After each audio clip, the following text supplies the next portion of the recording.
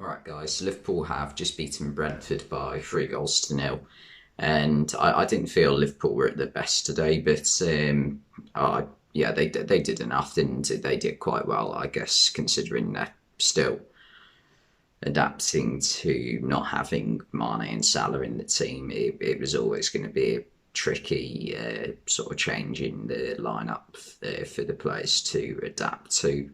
But I thought they played quite well considering the circumstances, but not as well as they usually would. You know what I mean?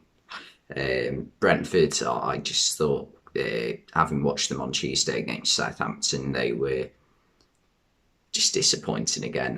There were very few moments where they looked like scoring. There was a couple near the end of the first half. Other than that, nothing really. But Liverpool did get the lead just before half time through Fabinho. Came from a Trent Alexander-Arnold corner, which was poorly defended. It was allowed to bounce all the way to the back post, and Fabinho managed to divert it in, make it 1-0. There were only a couple of chances really for Liverpool, despite their domination in the first half. Virgil van Dijk had a decent effort with his left foot that the keeper did quite well to save. I thought Alvaro Fernandez played very well, a lot better than he did on Tuesday against Southampton. He made a couple of decent saves, and then Jota headed another chance over the bar. And other than that, there wasn't many clear-cut chances in the first half. But in the second half, the goals came from Alex Oxlade-Chamberlain and Minamino. Ox's came from brilliant Andy Robertson cross, and followed up with quite a very good diving header from Ox to head it into the bottom right corner at the back post. And the third came from a really good bit of pressing from Minamino. He managed to take the ball off the Brentford defence. No, sorry, it came from a good bit of pressing from Firmino. He did well to get it off. I think it was Pontus Jansson, and played it to Minamino. Minamino played it back to him straight in front of the goalkeeper, and then Firmino was trying to get it to get Minamino to score, because I can't imagine that miss that he had in the Carabao Cup the other night would have done him much good. So yeah, it would have been good for him to get on the score sheet. And I mean, fair play to Firmino for doing that. And yeah, Minamino had an open goal in the end to put it in. He did the other night as well, but this time he side-footed it slightly more calmly and made it 3-0. I thought Ox, despite how good his goal was, he didn't have a great game today. I still don't know why Klopp persists sometimes with putting him on the wing when he's so much better for Liverpool in midfield. I can't understand that, to be honest. Henderson, I thought, was a lot better today than on Tuesday.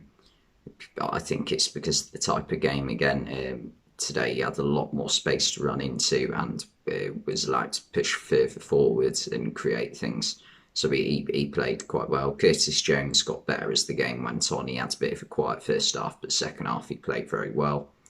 And Firmino, yeah, he was a lot better again. Was a lot better second half than first half. I thought first half some of the players were a bit slow. Like, I was watching it first half and I was thinking, no, it wasn't really anyone who looked like they could take on their man and beat him, other than maybe Curtis Jones. But for Brentford, it was disappointing again, because they've created so little chances, and still were, without creating the chances, they weren't great defensively. They let Liverpool get off about at least 20 attempts, I'd have said. I'd might even be more. So yeah, they were letting Liverpool get far too many shots off. They weren't defending set pieces very well either. So I mean, they're safe this season, but that might be a bit of a concern for Brentford moving forward, because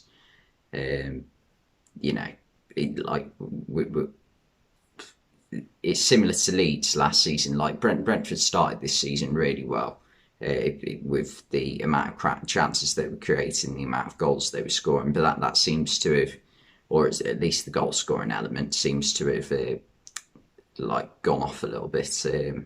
So you know, that could be a problem. That I think they might need to make a few signings this summer, because they have got a good group of players, but I feel like they're missing like a bit of quality in midfield, that like someone who can create chances for Mbeumo, Ivan Toney, and Jon Wissa. Sorry, I don't know why I said Wissa.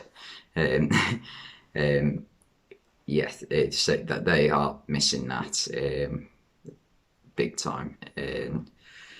I don't think they're the strongest team defensively, but I thought that they also struggled to get their wing backs like getting forward today, but that might have been just because of how like strong Liverpool's fullbacks are attacking wise. So you know that it might be a case of what's his name, Thomas Frank wanted them to track back and stop Liverpool getting too many crosses in. But yeah, another win for Liverpool. I mean, what are they now? I think they're 11 points behind Man City with a game in hand. So if they win that game in hand, still 8 points behind. So I'll be honest, I can't see Man City dropping that. In fact, Man City might not even drop 8 points full stop for the end of the season. That genuinely wouldn't surprise me with how well they are playing at the moment, because when you consider that in the 2017-18 season, and at the moment it doesn't feel like City are too far off that level. In that entire season in 2018, they dropped 14 points, I think. So we're more than halfway through this one. So 8 points. I mean, I can't like.